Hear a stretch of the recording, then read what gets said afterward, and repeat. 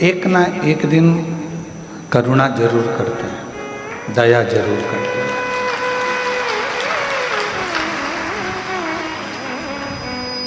अब तुम्हारा लगाव किससे?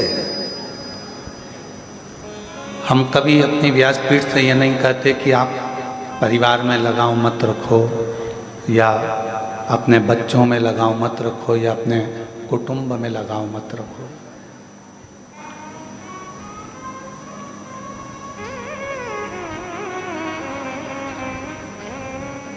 आप रखो,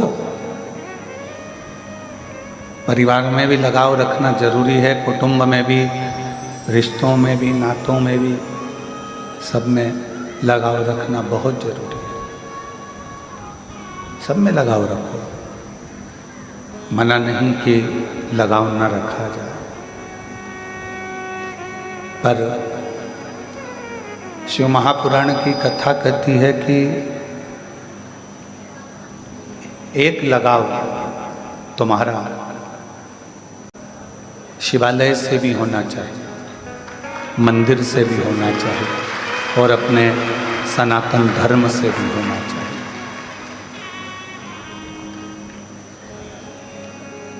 आज एक बहुत बड़ी, आज के समय में एक विडंबना चल रही है, लोग अपने अपने धर्म को त्याग देते हैं।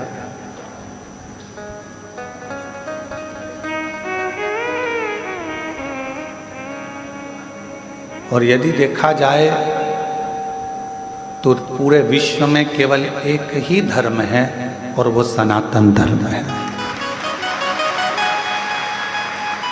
बाकी के तो जितने भी लोग जिनको धर्म कहते हैं कि ये धर्म है, वो धर्म है, वो मजहब है, उसको हम धर्म नहीं कह सकते। धर्म केवल एक सनातन धर्म है, और उस सनातन धर्म की पाठशाला कहीं दूसरी जगह नहीं है। सनातन धर्म की पाठशाला एक माँ की कोख, माँ की गोद और माँ का दिया हुआ संस्कार।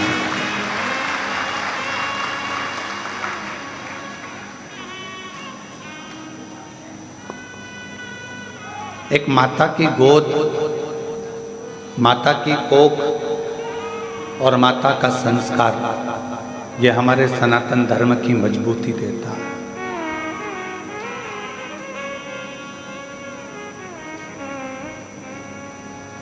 पढ़ा लिखा लड़का, पढ़ा लिखा लड़कियां, बेटा बेटी आज के ज़माने में ना तो सनातन को मानने को तैयार है, ना हमारे धर्म को, ना हमारे वेदों को, ना हमारी पुराणों को, ना हमारे शास्त्रों को मानने को तैयार।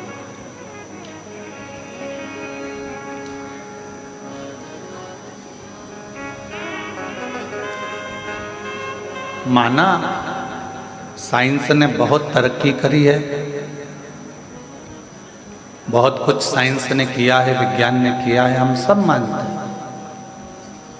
पर साइंस से भी बड़ा अगर कुछ है तो वो मेरा देवाधिदेव महादेव है। क्यों? साइंस ने तरक्की करी, गाड़ियाँ, मोटर, हवाई जहाज, मेडिसिन, सब कुछ बनाया, पर आज भी साइंस मौत को नहीं रोक पाया।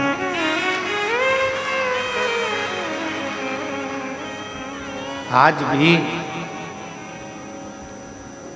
जन्म साइंस करा सकता है, बच्चे साइंस पैदा करा सकता है, बड़ा कर सकता है, मनुष्य को जानवर, जानवर को मनुष्य बना सकता है, पर साइंस आज भी मौत को नहीं रोक सकता। जिसकी आ गई उसको जाना ही पड़ता है। उस मृत्यु पर किसी की भी जीत नहीं। आखिरी में तो कह दिया जाता है कि उस परमात्मा के हाथ में है, वो संभालेगा तो संभलेगा, वो है तो सर्वस्व है, वो नहीं तो कुछ भी नहीं है। वो संभाले तो सब कुछ संभला हुआ है।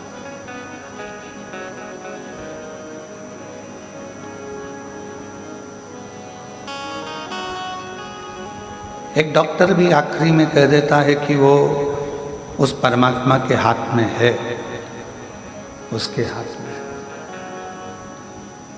हमसे कई लोग कहते हैं गुरुजी हम बहुत दुखी हैं, हमारा दुख काटने का कोई तरीका यदि आपके पास हो तो बताओ। हम उनसे कहते हैं एक लोटा जल चढ़ाओ और श्री शिवाय नमस्तुभ्यं बोल। क्यों? मंत्र के जाप से उसने भी हमारे दुख को काटा है। मंत्र के जाप से, एक लोटे जल के परिणाम से, फल से उसने भी हमारी तकलीफों को काटा है। तो ये निश्चित है कि वो आपके भी दुख को, आपकी भी तकलीफों को काटेगा। हमने भी भजा, आप भी भजो। हमने भी जपा, आप भी जपो। एक मार्ग प्रशस्त कर, एक मार्ग को अच्छा मजबूत बनाओ कि हम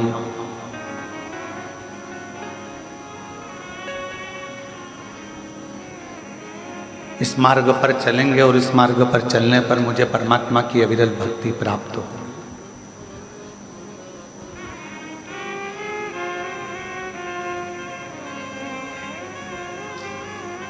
दुनिया के जितने खेल हैं उन सारे खेलों में केवल एक खेल ऐसा है शतरंज का, जिसमें कोई भी खेलने आ जाए वो अपने मोहरों से अपने मोहरों को कभी नुकसान नहीं देता, दूसरे को ही देता। बाकी के जितने खेल हैं, बाकी के जितने कर्म हैं, बाकी के जितने भी खेल हैं, उन खेलों में भले एक दूसरे को, अपने वालों को नुकसान मिल सकता है, पर शतरंज अपने पासों से अपने पासों को नुकसान नहीं देता। किसी को खेलना आए तो ठीक है, किसी को खेलना आए तो ठीक है, किसी को आए तो ठीक, ना आए तो ठीक है। बस आप अपना कर्तव्य करते चले। शिव महापुराण के 2 शब्द हैं, एक लगाव, एक विश्वास।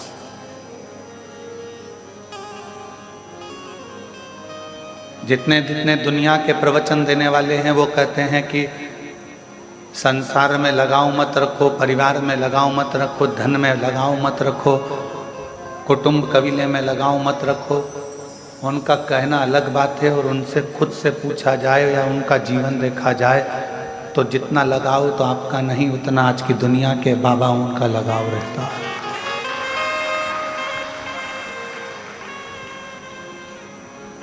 शिव पुराण कह रहे,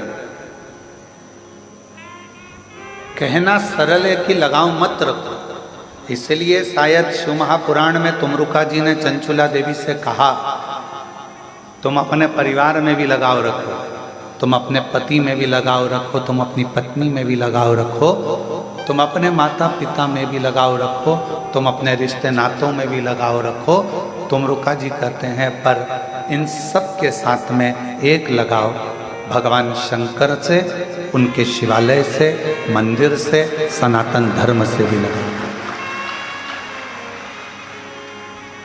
और वो एक लगाव आपका यदि मंदिर से हो गया, बाकी के सबसे है।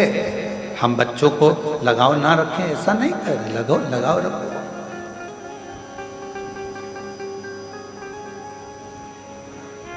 लगाव लगाते लगाते एक लगाव मेरे भगवान से, मेरे शंभू से, मेरे त्रिकालदर्शी से, मेरे कैलाशी से, मेरे अविनाशी से, मेरे शंकर से अवश्य रखें। वो लगाव आपकी जिंदगी का सुख प्रदान करेगा, वो लगाव आपकी जिंदगी का सुख प्रदान करेगा। शिव से किया गया लगाव, बेस कम कर दे भाई, शिव से किया गया लगाव, भगवान शंकर के शिवालय से किया गया लगाव, भगवान से किया गया लगाव एक न एक दिन आपको सुख अवश्य अवश्य। और मैंने तेरे भरोसे बाबा तेरे ही भरोसे हवा बीच उड़ती बाबा डोर घटो छठी नाम पट्टी जवानी भोले मैं तेरी कदम शंभू मैं तेरी कदम हवा बीच उड़ती जवानी बाबा डोर हटो छठी नाम कटी जवानी भोले मैं तेरी कदम शंभू मैं। शिव से लगाव रखो।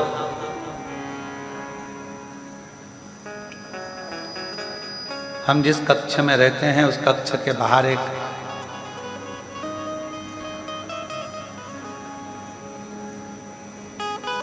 कोई बहन प्रार्थना कर रही थी शिव जी से और बड़ी अच्छी आवाज में माँ पेड़ के पास बैठकर आम के और बोल रही थी।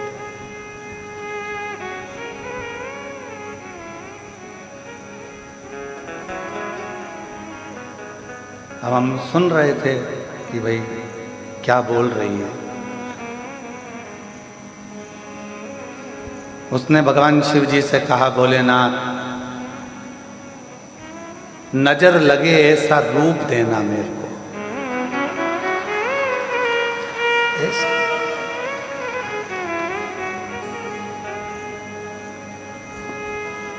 हमने मन में सोचा लोग भगवान से ये भी मांगने आते हैं।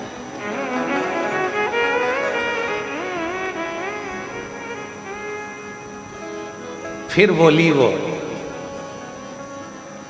नजर लगे ऐसा रूप देना, नजर टिके ऐसा मेरा घर देना। हमने कहा वाह। अब मन करा कि और सुनूं जरा बोल क्या रहे। फिर बोली, लोगों की नजरों की नींद उड़ जाए ऐसा मेरा व्यापार देना। ऐसा।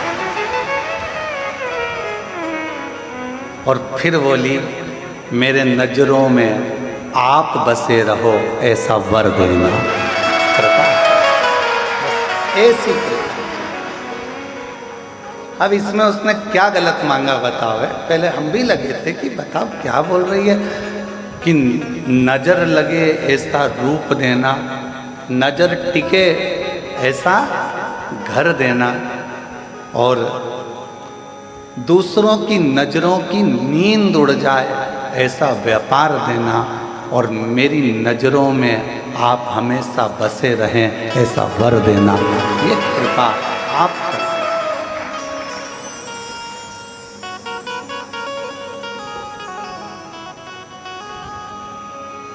हमारा मन करा कि कितनी सुंदर बोली है, इसको कुछ गिफ्ट देना चाहिए। हमने ललित पंडित जी से कहा, हरियाली मिक्सचर का पैकेट रखा है, हो सकता है आज इसका प्रदोष का व्रत हो तो दिया। तो फिर वो हरियाली मिक्सचर लेकर गया, फिर उनको दिया। तो उसने कहा मेरे को मिक्सचर थोड़ी ना चाहिए था, मुझे तो भगवान शिव से वर चाहिए था कि मेरी नज़रों में आप बसे रहें, इससे ज़्यादा कुछ भी नहीं चाहिए। आप मेरी नज़रों में, क्योंकि एक सांसारिक मनुष्य की दृष्टि में शिव अगर बस गए, भगवान शंकर आकर अगर बस गए तो जीवन एक आनंदित हो जाए।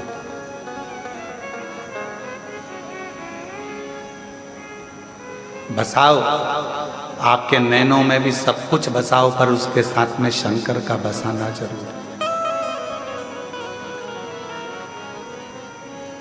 एक लगाव, एक विश्वास, दो शब्द। मेरे शंकर भगवान ने अपने परिवार वालों से लगाव भी रखा। ईमानदारी से बोलना, अगर शंकर जी का लगाव परिवार से नहीं होता तो अपनी धर्म पत्नी सती मां जल के भस्म हो गई और शिव जी ने तांडव रचा दिया। अगर लगाव नहीं होता तो तांडव होता था। लगाव।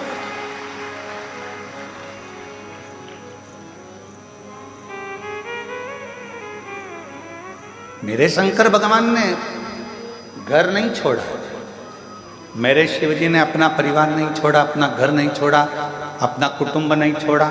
मेरे शंकर भगवान अपने परिवार बच्चों को नहीं छोड़ा।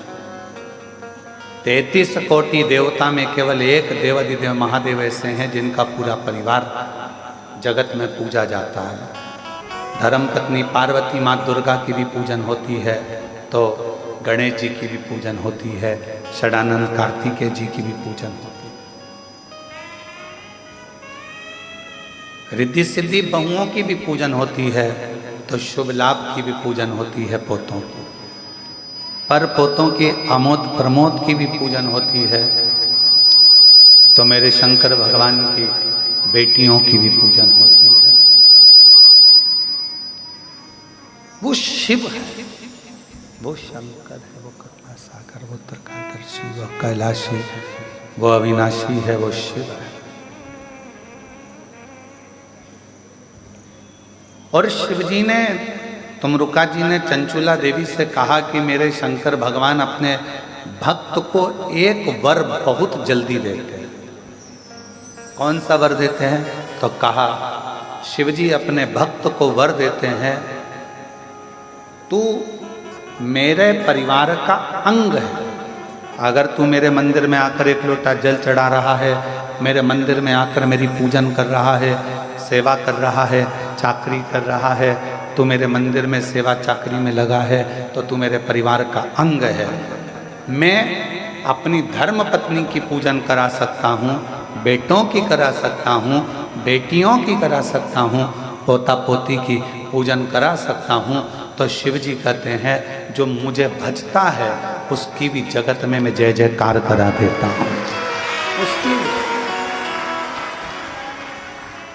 मेरे शंकर प्रधानी, मेरे त्रिकालदर्शी, मेरे कैलाशी अविनाशी शिव, करुणा सागर, दया सागर, मेरे शंकर, मेरे शंभु, जो उसको भजता है पूजता है उसका भी जय जयकार वो करा देते हैं।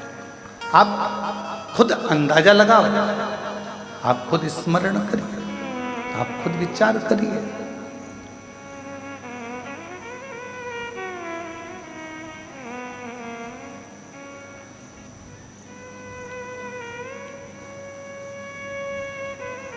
आप रोज भगवान शिव के मंदिर जाना चालू करो, शिव जी के मंदिर में एक लोटा जल चढ़ाना प्रारंभ करो, श्री शिवाय नमस्तुभ्यम बोलना प्रारंभ करो, भगवान के भजन गाना प्रारंभ करो।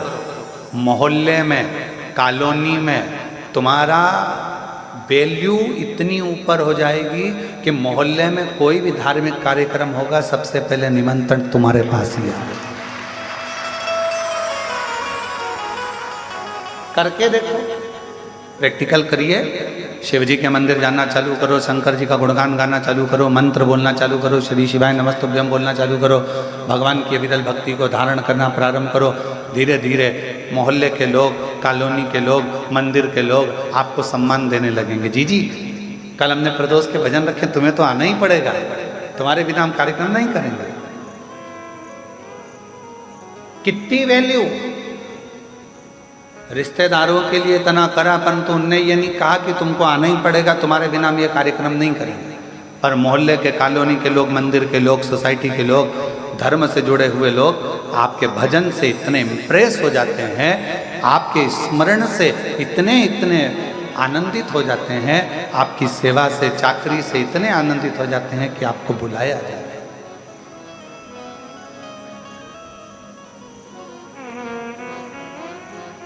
आप सेवा में लगो तो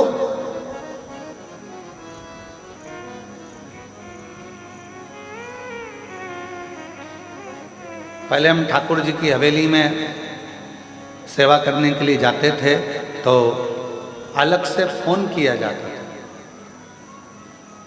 अलग से फ़ोन करते। वो रूठी आंटी बैठी हुई हैं अभी, वो प्रेमा भाभी, वो फ़ोन करती है अलग से, है गुरु जी महाराज जी आपको आना है श्रृंगार करने के लिए, बाबा के लाड लड़ाने के लिए, ठाकुर जी के आज नौका विहार है, आज ये करना है, आज वो करना है, अलग से।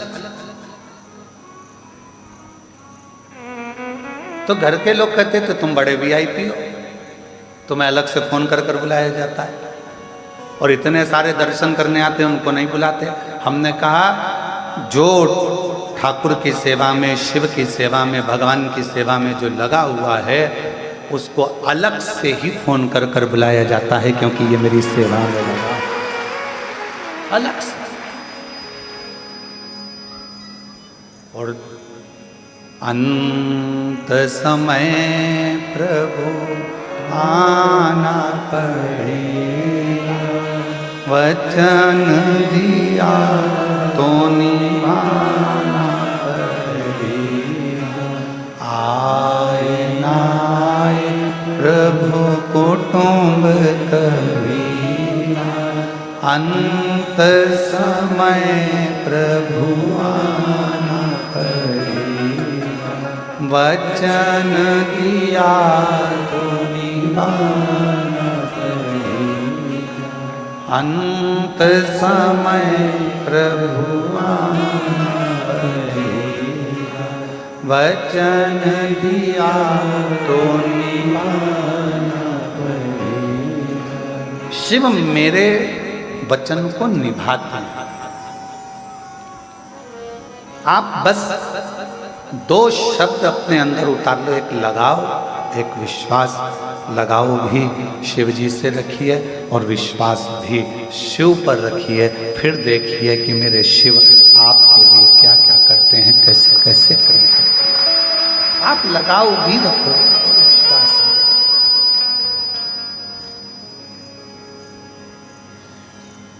और फिर निवेदन है आप सबसे, संत नहीं बनना अपना, साधु नहीं बनना अपन को, अपन को सन्यासन भी नहीं बनना।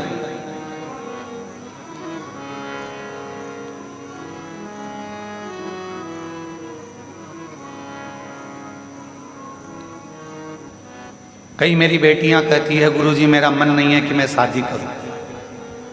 हम उनसे कहते हैं जरूर करो।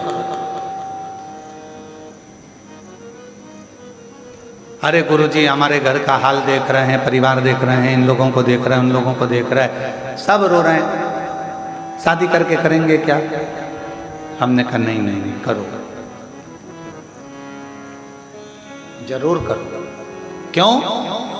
भगवान जितनी जल्दी संतों पर कृपा नहीं करता उतनी जल्दी गृहस्थी पर कृपा करता। आवाज ठीक नहीं है, गला पकड़ रहा है।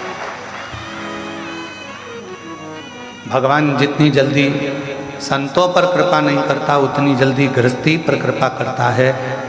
साधु, सन्यासी, तपस्वी, साधक, उपासक पर जितनी कृपा नहीं करता उतनी जल्दी जो काम में लगा है, व्यापार में लगा हुआ है, घर में लगा है, परिवार के भरण पोषण में लगा है, चलते फिरते राम राम राम राम कर रहा है, भगवत नाम बोल रहा है, नाम जाप कर रहा है, भगवान उतनी जल्दी कृपा उस पर करता है। संत तुकाराम जी, मीराबाई, कर्माबाई, नामदेव जी, इन सबको देखो, सबको देखो।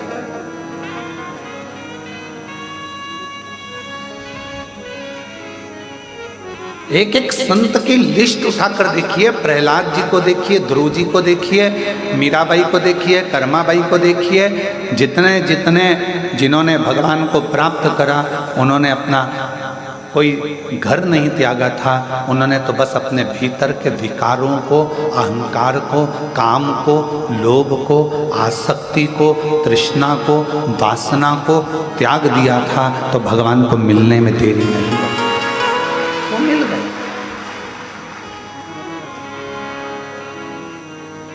और मैंने तेरे ही भरोसे बाबा तेरे ही भरोसे हवा बीच उड़ती जावांगी बाबा डोर हर छड़ी राम कटी।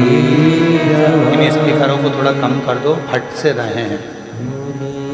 मैं तेरी पतंग शंभो, मैं तेरी पतंग हवा बीच उड़ती जावांगी बाबा डोर हर तो छड़ी राम कटी जावांगी। शिव कथा कर रहे हैं, भगवान शंकर का चरित्र कर रहे हैं, शिव महापुराण की कथा कर रहे हैं।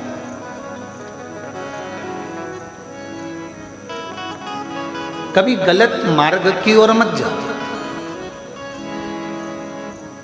सद्विचारों से आनंदित रहो, अच्छे विचार अपने भीतर ले।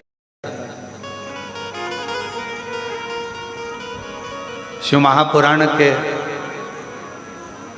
रुद्रखंड में एक बात कही गई कि जैसे जैसे कलिकाल बढ़ता चले जाएगा वैसे वैसे लोग अपने अपने मत संसार के सामने रखते चले जाएंगे।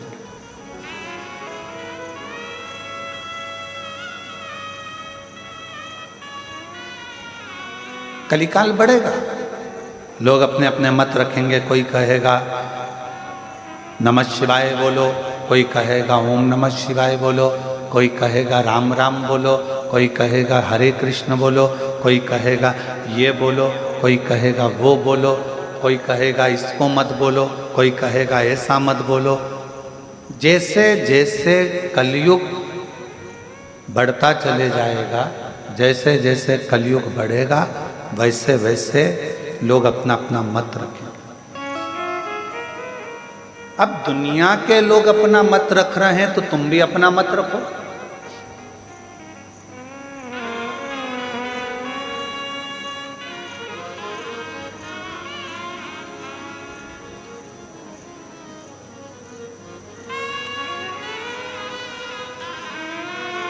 एक समझदार व्यक्ति और एक मूर्ख व्यक्ति में सबसे बड़ा अंतर कौन सा है? जम के बोलो जरा जल्दी से। समझदार व्यक्ति और मूर्ख व्यक्ति में सबसे बड़ा अंतर कौन सा है? समझदार व्यक्ति और मूर्ख व्यक्ति में सबसे बड़ा अंतर है, मूर्ख व्यक्ति के कान में कोई भी कुछ भी आकर भर कर चले जाता है और वो भड़क जाता है, और समझदार व्यक्ति पहले सोचता है, विचारता है, फिर उसका जवाब देता है, भड़कता नहीं है। ये समझदार और मूर्ख व्यक्ति के अंदर अंतर है। अब उसमें संसार के लोग, आप लोग, हम, आप कौन हैं, ये आपके और हमारे ऊपर निर्भर करता है। किसी ने कुछ कहा आप भड़क गए, किसी ने कुछ बोला आपको आग लग गई, किसी ने कुछ कहा आपने तुरंत क्रोध कर दिया, किसी ने कुछ बोला आपने अपशब्द कह दिया। ये मूर्खता है, ये मूर्ख व्यक्ति की निशानी। और समझदार व्यक्ति की निशानी, अगर किसी ने कुछ कहा है तो पहले उस पर विचार किया जाए, समझा जाए। 2 दिन, 5 दिन, 7 दिन, 3 दिन, 4 दिन, 1 दिन उस पर विचार करो, थोड़ा समझो।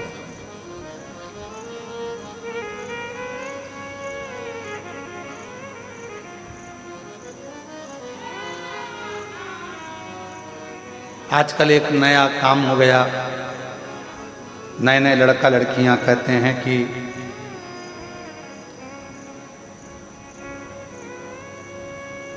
गलत भोजन में, नॉनवेज में दिक्कत क्या है। मैं उन बेटा बेटियों से कहूंगा, कभी एक बार शिव महापुराण में नहीं पढ़ सकते तो एक बार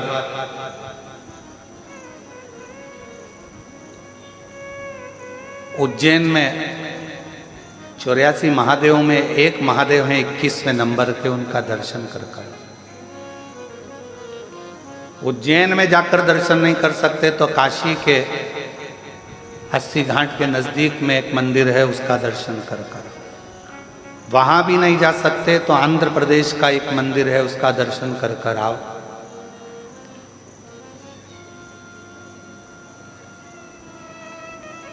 जिस मंदिर का नाम कुकरेश्वर महादेव। क्या नाम है भगवान का? कुकरेश्वर महादेव। अब कुकर किसको कहा जाता है? भगवान शिव का एक नाम कुकरेश्वर महादेव पड़ा, कुकर किसको कहा जाता है? कुक्कुट किसको कहते हैं? कुक्कुटेश्वर महादेव उनका नाम पड़ा तो कुक्कुट किसको कहते हैं? कहा मुर्गे को कहा जाता है। किसको कहते हैं? जम के बोलो जरा। मुर्गे को। कुक्कुट किसको कहते हैं? मुर्गे को। तो शिवजी का नाम कुकरेश्वर महादेव कैसे हो गया? 84 महादेवों में से 21वें नंबर के महादेव हैं कुकरेश्वर महादेव, जो कि राम घाट के पास में उज्जैनी अवंतिकापुरी में विराजमान। कुकरेश्वर महादेव काशी में 80 घाट के नजदीक में विराजमान है। कुकरेश्वर महादेव स्वयं आंध्र प्रदेश में विराजमान, कौड़ी जी के पास। कैसे नाम पड़ गए? जो लोग कहते हैं कि नॉनवेज अच्छा है, जो लोग कहते हैं कि मांसाहार ठीक है, जो लोग कहते हैं ऐसा ठीक है, जिनकी बुद्धि में आजकल के ज़माने में बिठा दिया जाता है कि गलत भोजन करो, गलत भोजन करो, गलत भोजन करो। मेरा उनसे निवेदन है, एक बार हमारे बाबा के दर्शन भी करो। बाबा का दर्शन कि कितनी सुंदर कथा आती है कुकरेश्वर महादेव की। 84 महादेव में एक महादेव हैं, काशी में जो विराजमान है कुकरेश्वर महादेव, उनकी भी बड़ी रोचक कथा है।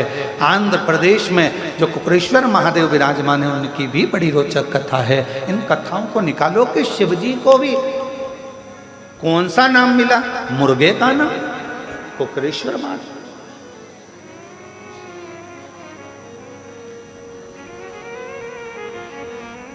कोई उनको कुकटेश्वर महादेव कहता है, कोई उनको कुकरेश्वर महादेव कहता है। ऐसा नाम क्यों रखा? कहा एक कौशिक नाम के राजा हुए, बड़े विद्वान थे, बहुत। और वो भगवान के मंदिर, देवालय, शिवालय तो जाते नहीं थे, बस अपनी मस्ती में रहना, अपनी प्रजा को कोई तकलीफ ना हो, अपनी प्रजा को कोई कष्ट ना हो, उसका ध्यान रखते थे और अपने काम में लगे रहते। कभी कभी मन करता तो देवालय, तीर्थ, शिवालय चले जाते, भगवान के मंदिर चले जाते, स्मरण करते। उनकी पत्नी उनसे बहुत दुखी थी। कौशिक राजा की जो धर्म पत्नी थी वो बड़ी दुखी थी। क्यों? क्योंकि जिस दिन से कौशिक राजा के साथ में उनका विवाह हुआ था, उस दिन से वो धर्म पत्नी ने अपने पति को शाम का सूरज ढलते ही, जैसे ही सूरज ढला और सुबह का सूरज उगा, तब तक उनका पति उनके पास में नहीं रहता। पूरी रात, जिस दिन से शादी कर कर आई थी, उस दिन से पति का दर्शन रात्रि के समय होता नहीं, केवल दिन में पति का दर्शन करती। सुबह से लेकर, सुबह का सूर्य उगेगा, उससे लेकर रात्रि का, शाम का सूर्य अस्त होगा, तब तक पति का दर्शन होता था, पर रात्रि के समय पर पति का दर्शन नहीं होता था। कौशिक राजा कहाँ चले जाता था मालूम नहीं पड़ता। पत्नी बड़ी दुखी थी। शादी को मेरे इतने साल हो गए, शादी हुए 25-30 साल हो गए, पर पति रात को कहाँ जाता है पता नहीं पड़ता, कहाँ गायब हो जाता है मालूम नहीं पड़ता। बड़ी दुखी थी, आंख में आंसू भर गए। इतने साल निकल गए और मेरा पति आखिर रात्रि को जाता कहाँ? अब चिंता तो व्यापी। और शंभो शरण पड़ी, मांगू घड़ी रे, दुख काटो, दया करी, निधन शरण आपो। शंभु शरणे मांगू घड़ी रे दुख काटो दया करी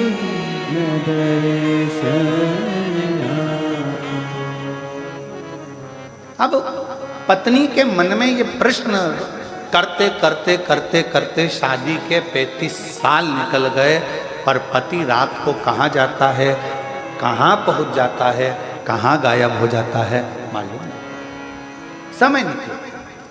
आज 35 साल के बाद पत्नी का हृदय भीतर से रोया और आज मरने की प्लानिंग कर ली कि अब मुझे रहना नहीं है इस पति के साथ, मुझे अब इस पति के साथ नहीं रहना जो 35 साल से रात्रि को ना जाने कहाँ गायब हो जाता है, पता नहीं पड़ता। अब मैं इसके साथ नहीं रहूंगी। और हो सकता है कि आज का समय होता तो शायद तलाक ले लेती, पर पूर्व का समय था तो वो सीधे अपने प्राणों को त्यागने के लिए चली। पूर्व का समय, और प्राणों को त्यागने के लिए जैसे ही चली, बस जानकर एक कुएं में अपने प्राणों को, एक बावड़ी में अपने प्राणों को त्यागने ही वाली थी, इतनी देर में वहीं से गालव ऋषि निकल कर जा रहे हैं।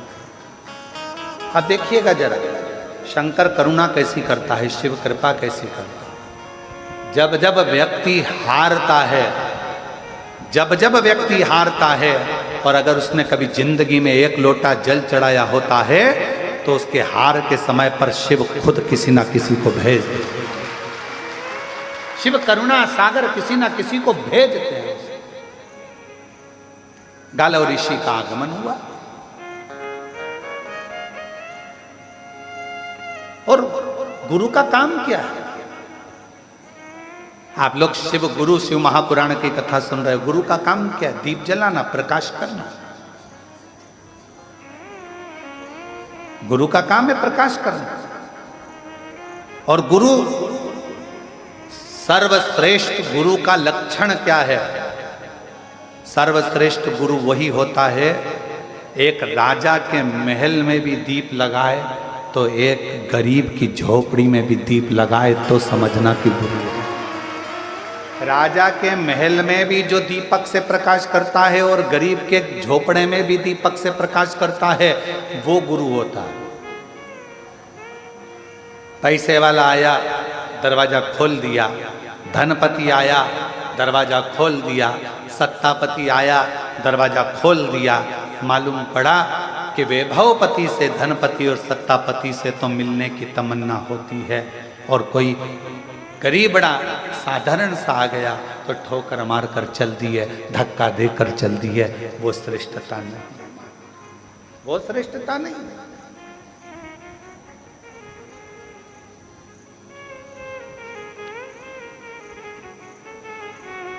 एक साधारण भी आए तो उसका सम्मान, और एक राजा भी आए तो उसका सम्मान, एक धनपति भी आए तो उसका सम्मान, और एक गरीबड़ा भी आए तो उसका सम्मान, उसके अपमान ना।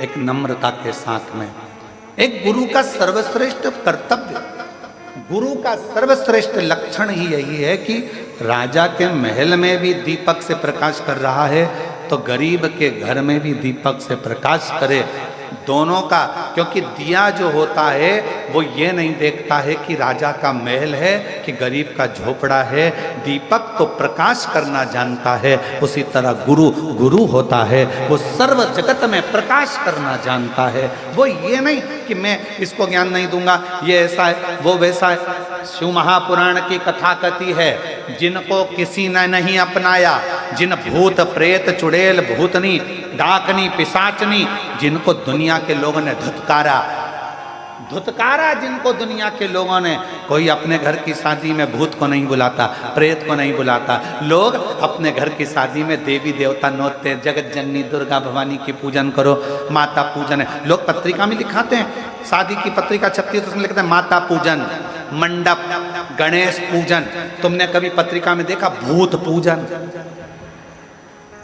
डाकनी पूजन, चुड़ैल पूजन, पिशाचनी पूजन? कभी तुमने पढ़ा? जम के तो बोलो, नहीं पढ़ा। क्यों? इनको कोई बुलाता ही नहीं। अभी इनको कोई नहीं बुलाता तो भगवान शंकर ने विचार करा, जिनको कोई नहीं बुलाता उनको मैं बुलाऊं, मैं बुलाऊं। जिनको कोई नहीं पूछता उनको मैं पूछूं। बड़े बड़े को तो दुनिया बुला लेती है। आजकल एक फैशन चला है कि इनको बुलाओ अपना नाम चलेगा, उनको बुलाओ अपना नाम चलेगा। एक से बढ़कर एक ढेरों सेलिब्रिटियों को बुलाया जाता है जिससे अपना नाम चले, पर मेरे शंकर से बड़ा दुनिया में कोई सेलिब्रिटी हो ही नहीं सकता। मेरे शिव से कौन? नाम चलेगा, अपना नाम चलेगा, अपना वैभव बढ़ेगा, अपना वैभव बढ़ेगा ना। शिव महापुराण की कथा कहती है, भगवान शंकर तैयार हुए, दूल्हा बने, और उन्होंने सबसे पहला काम भगवान ब्रह्मा और विष्णु से कहा, तुम्हारे बारातियों को आगे ले जाओ, मना नहीं है, पर मेरे बाराती अब आएंगे, तुम घबरा जाओगे। डमरू खड़का कर उनने बुलाया, डाकनी, पिशाचनी, चुड़ैल, भूत भयंकर। किसी की 1 आंख थी, किसी की 12 आंख थी, किसी के 12 मुंह थे, किसी के 10 मुंह थे, अलग अलग। पांव की तो पूछो ही मती, किसी के हजारों और किसी का एक भी नहीं। और जिसका एक भी पांव नहीं था उसको एक जगह बिठा देते थे और दूसरा भूत आकर उसमें लात मारता था तो वो देवताओं में जाकर भरा जाता था। देवता देखकर घबरा जाते थे तो वो आगे भग जाते थे। फिर दूसरा आता था तो वो देखता था, फिर ये रुक गया, फिर उसने लात दी गेंद की तरह, फिर गया।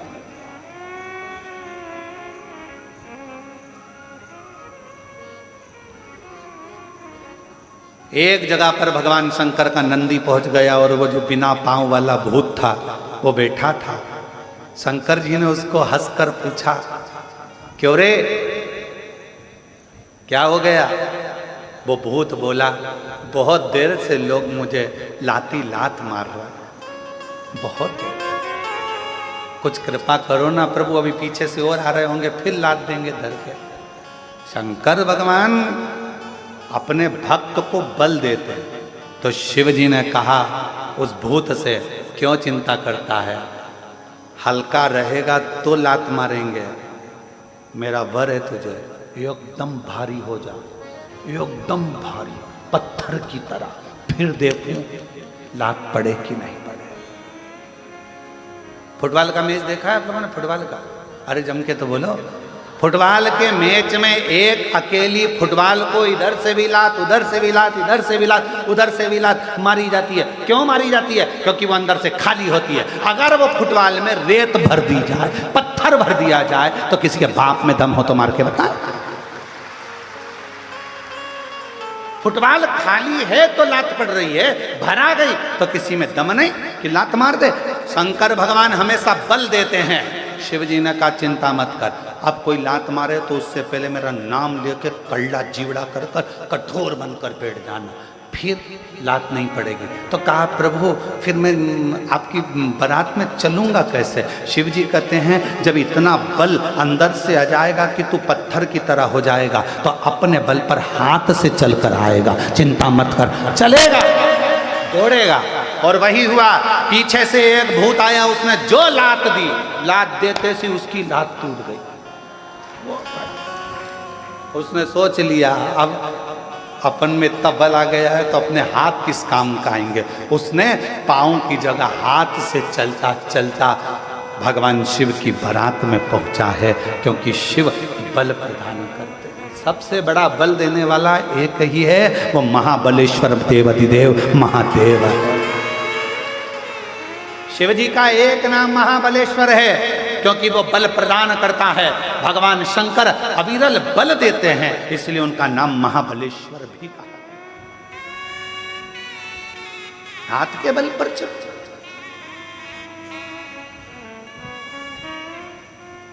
कई लोग बहुत रोते हैं, अब हमारा क्या होगा रे भगवान, अब हमारा क्या होगा रे भगवान। भगवान कहता है क्यों चिंता करते हैं, जगत पर विश्वास कर कर देखा था, उसने धोखा दिया, जगत के लोगों ने ठोकर दी, अब खुद पर विश्वास कर, खुद को मजबूत कर, किसी की सामर्थ्यता नहीं कि कोई तुझे ठोकर लगा, खुद की।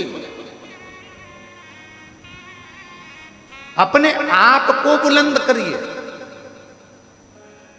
दूसरे की चमक से कभी मत चमको, अपनी चमक बरकरार रखो, दूसरे की चमक से नहीं, अपनी चमक बरकरार रखो। विचार करा कि मेरे प्राण छोड़ जाए। कौशिक राजा की धर्मपत्नी मरने के लिए, प्राण छोड़ने के लिए बावड़ी पर, कुएं पर पहुंच गई। सामने से गालव ऋषि ने रोक दिया, क्या कर रही हो, कौन हो तुम? मैं कौशिक राजा की पत्नी। क्यों, हुआ क्या, क्या हो गया? महाराज 35 साल हो गए मेरी शादी को, पर मेरा पति दिन में तो दिखता है पर रात में नजर नहीं आता, ना जाने कहाँ चले जाता है, दिखता भी नहीं है, ओझल हो जाता है, समझ नहीं आता क्या करूं। इतने में गालव ऋषि ने उस बेटी का सांत्वना देकर कहा, चल तू मेरे आश्रम में चल, मैं तुझे एक उपदेश देता हूँ। आश्रम में ले गए, उसको फल दिया, खाने को बिठा दिया और कहा, क्यों चिंता करती है, क्या बात है? उसने कहा, बात केवल इतनी है, मेरी शादी को 35 साल हो गए, मेरा पति दिन में तो दिखता है पर रात में नजर नहीं। इतनी सी बात? हाँ, क्या नाम है तेरे पति का? राजा कौशिक मेरा पति। राजा कौशिक, वो तो बड़ा विद्वान है, बड़ा विद्वान है, हाँ, भक्त भी है, हाँ, उसके साथ ऐसा होता है, हाँ। तब गालव ऋषि ने शिव जी की आराधना कर कर और मानसिक शिव की पूजन कर कर शंकर भगवान से पूछा, बाबा आप बताओ कि ये क्या हो रहा? शिव की आज्ञा हुई, ध्यान लगा कर देखा तो गालव ऋषि ने कौशिक राजा की पत्नी से कहा, तेरा पति पूर्व समय में राजा विदुरथ का बेटा था।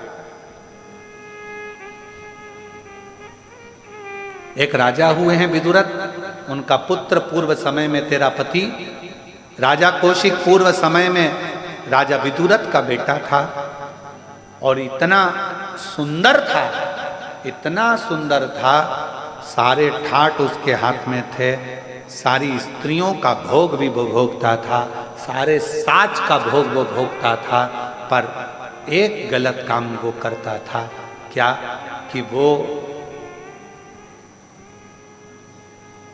सुबह से लेकर शाम तक मुर्गा को मारकर, कुक्कुट को मारकर उसके मांस का भक्षण करता था,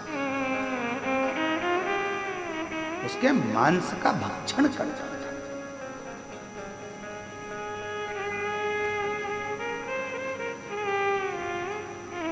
सारे कुक्कुट मारे जाने लगे।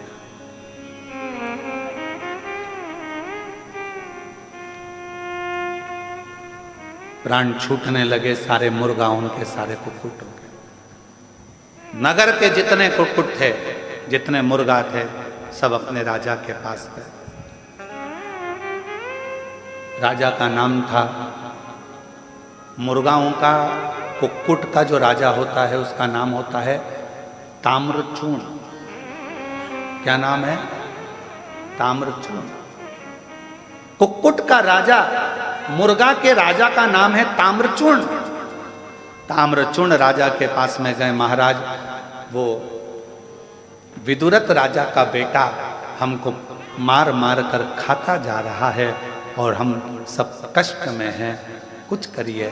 ताम्रचूर्ण नाम का जो राजा था, मुर्गों का, जो कुक्कुटों का राजा था, वो भगवान का विरल भक्त था, भक्त अविरल। कल कथा में कहा था, एक चींटी भी अगर शिवजी से चिपकी हुई है ना, तो समझ लेना कि वो साधारण नहीं है। एक चींटा शंकर भगवान के शिवलिंग के पास में चिपक कर बैठा है तो वो साधारण नहीं है। एक छोटा सा कीड़ा भी शंकर के शिवलिंग के पास बैठा है तो समझ लेना वो साधारण नहीं है। ना जाने कौन सा पूर्व जन्म का पुण्य होगा जो शिव के करीब में होगा। शिव के जितने भी शिव भक्त कुबेरेश्वर बाबा की धरा पर पहुंचते हैं, और अगर हम सीहोर में रहते हैं, कुबेरेश्वर बाबा के धाम में रहते हैं, तो हम इन भक्तों का दर्शन कहीं से भी एकांत से हम करते रहते हैं कि बड़े किस्मत वाले हैं जो बाबा के धाम में कंकर शंकर की भूमि पर आए हैं। ये शिव के कोई पिछले जन्म के अच्छे कर्म मुझे बाबा तेरा, कोई पिछले जन्म के अच्छे कर्म मुझे बाबा तेरा साथ मिला। जहाँ सारी दुनिया झुकती है, जहाँ सारी दुनिया झुकती है, मुझे वो आली दरबार मिला, दरबार मिला।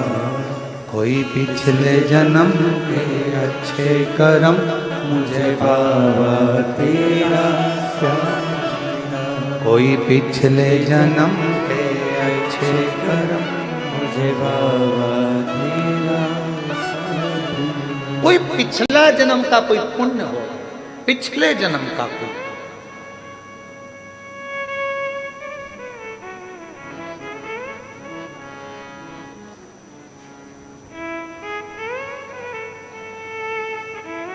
और पिछले जन्म का कोई पुण्य होगा जो आप शंकर जी के इस कुबेरेश्वर धाम में आकर बैठे। कोई पिछले जन्म का पुण्य होगा जो आप शिव जी की कथा को सुन रहे हैं। कोई पिछले जन्म का हमारा पुण्य होगा जो शिव जी की कथा को बाँच रहे हैं। कोई पिछले जन्म का पुण्य होगा जो बाबा की इस पवित्र धरा का लाभ ले रहे हैं। ये पूर्व का सुख, आज का नहीं।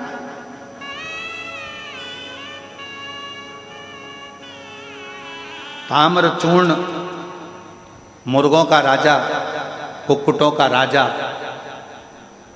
शिव जी का बड़ा भक्त था। कहा मुर्गा भी क्या शंकर का भक्त होता है?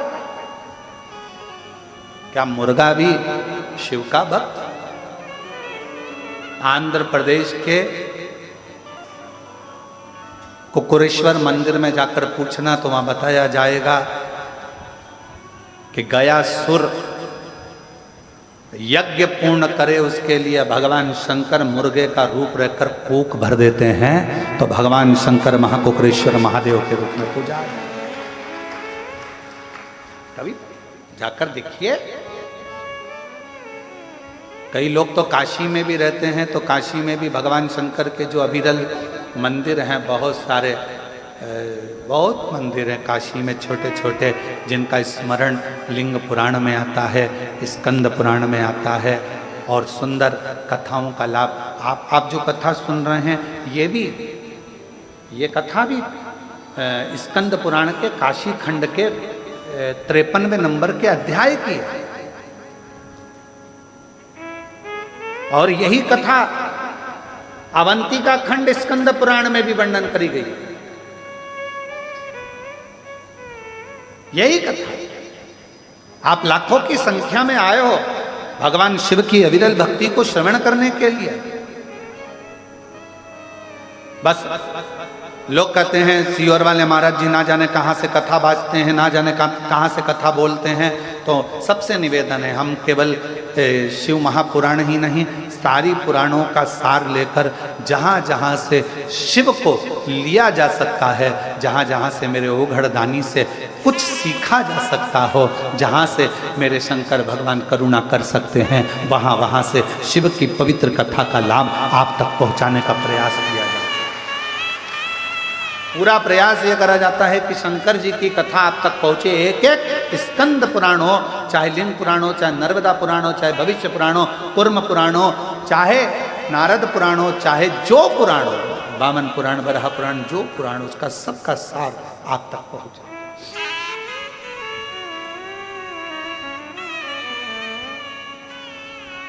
तो कहा ताम्रचूर्ण राजा, कुक्कुटों का राजा, मुर्गाओं का राजा, भगवान का उपासक था।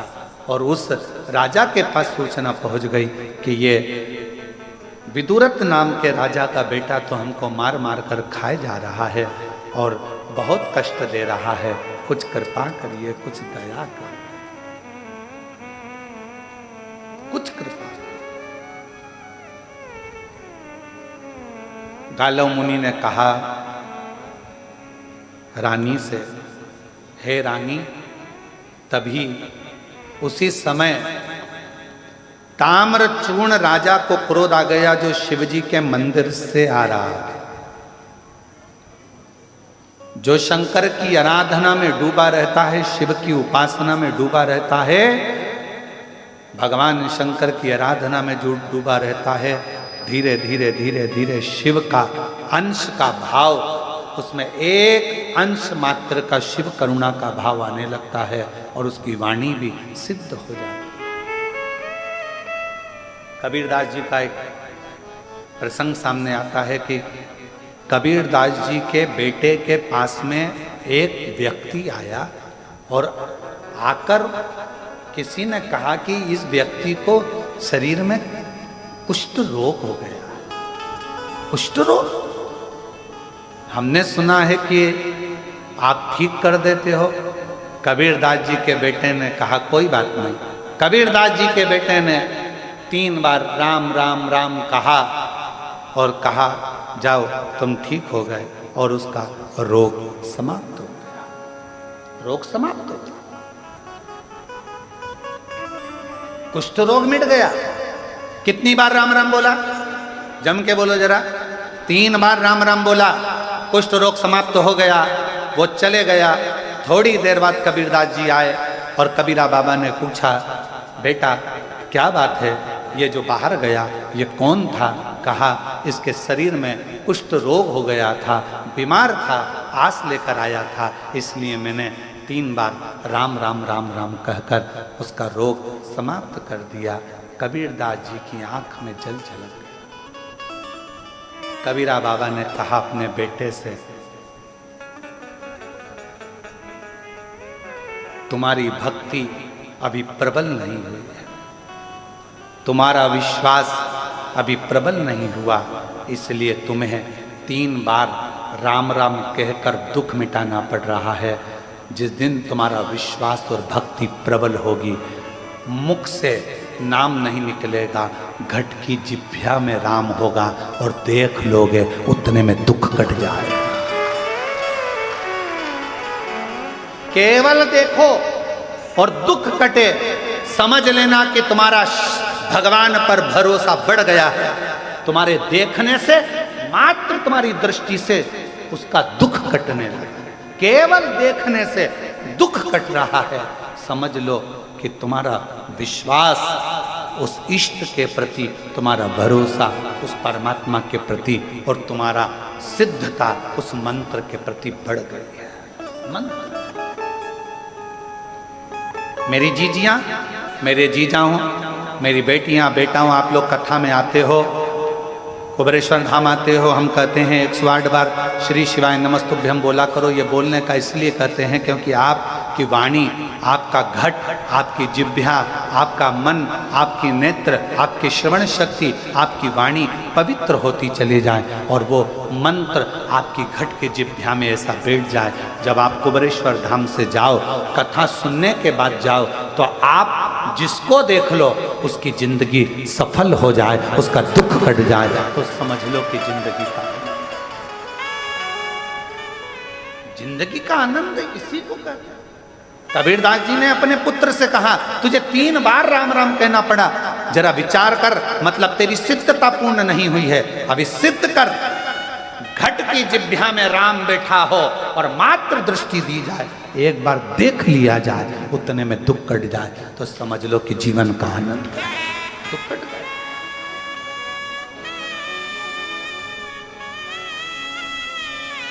और मेरे भोले तेरा सहारा है, मेरे भोले तेरा सहारा है, मेरी नैया का तू किनारा है। साधु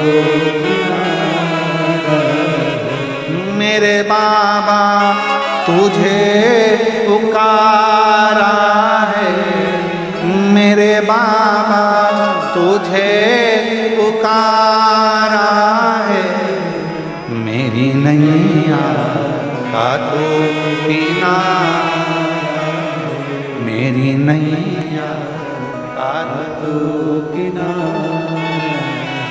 कोई शिव का भक्त, कबीरदास जी का पद याद रखना कि कबीरदास जी ने अपने बेटे से कहा था कि भगवान की ऐसी सिद्धता प्राप्त कर, ऐसा मंत्र जाप कर, ऐसा स्मरण कर कि बोलना भी नहीं पड़े और सामने देखा और उसको रोग मुक्त हो जाए, तकलीफ मिट जाए, कष्ट मिट जाए, मात्र देखने से।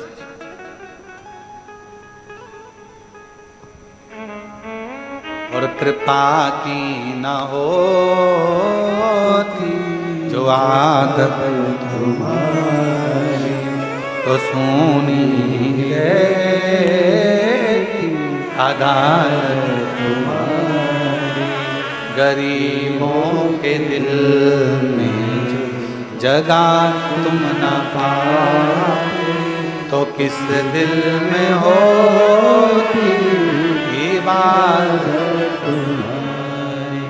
आप केवल दृष्टि पड़े और सुख मिल जाए। एक पत्र है, अच्छा है, देखिए।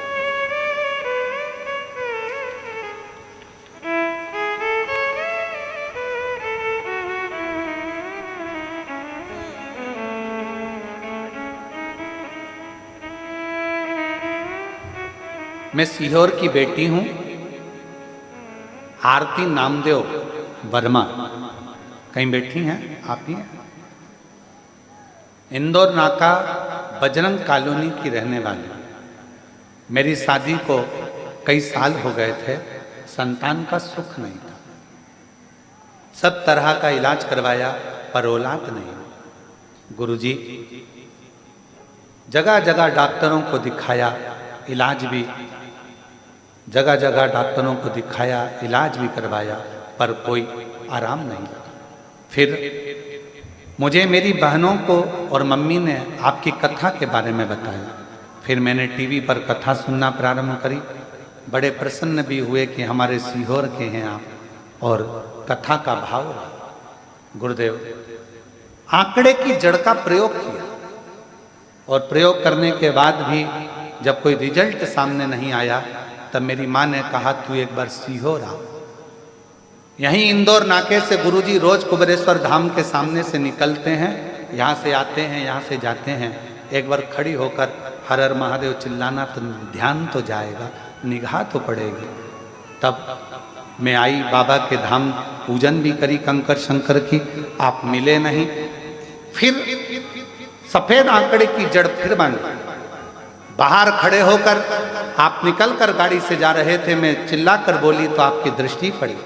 गुरुदेव पशुपतिनाथ का व्रत किया और बाबा की ऐसी कृपा हुई कि कई सालों के बाद 17 सितंबर 2022 को पुत्र रत्न की प्राप्ति हुई।